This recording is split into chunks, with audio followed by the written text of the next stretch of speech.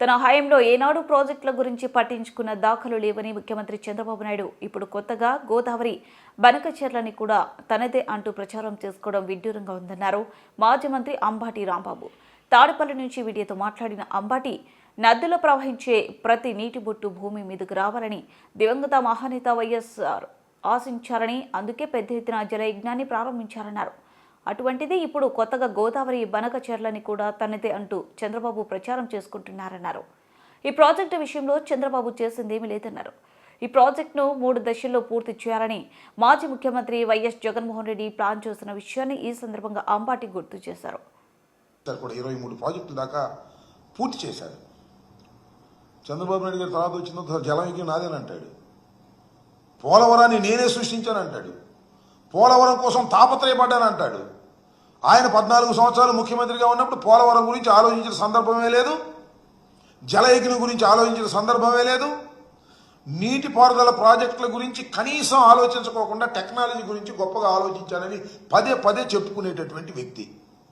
ఎందుకు ఈ విషయాన్ని చెప్తున్నానంటే, నిన్న మొన్న ఇంకా వారికి ఉన్న మీడియా, ముఖ్యంగా వారికి ఉన్నటువంటి పత్రికలు రాస్తున్నాయి, రాష్ట్రానికి జలహారతి, గోదావరి బనకచెర్ల ఒక అద్భుతమైన ప్రాజెక్ట్, ఇది గేమ్ చేంజర్, ఇది తయారైతే రాష్ట్రం సస్యశ్యామలం అయిపోతుంది, కరువు కాటకాలన్నీ పోతాయి అనే మాట మాట్లాడుతున్నారు. మంచిదే.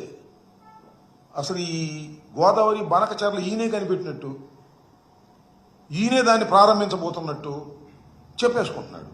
వాళ్ళు రాసేసుకుంటున్నారు. అమ్మాయికి జనం నిజం అనుకుంటారేమని మాకు అనుమానం.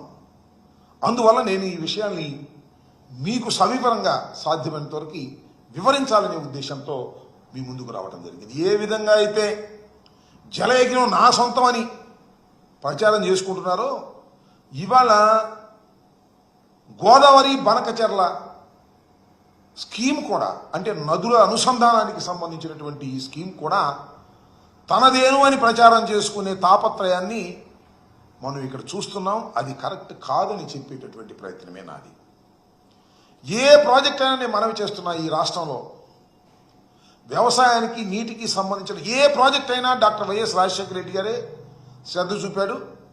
ఆ తర్వాత ఆయన కుమారుడైనటువంటి జగన్మోహన్ రెడ్డి గారు అధికారంలోకి వచ్చిన తర్వాత కూడా ఆయనే ఈ జలయజ్ఞాన్ని పూర్తి చేయాలని తాపత్రయపడినటువంటి వ్యక్తి. 5 సంవత్సరాల పాటు జగన్మోహన్ రెడ్డి గారు అధికారంలోకి రాగానే గోదావరి జలాలు మనందరికీ తెలుసు, కృష్ణా గోదావరి మనకు ప్రధానమైనటువంటి నదులు. కృష్ణలో నీరేమో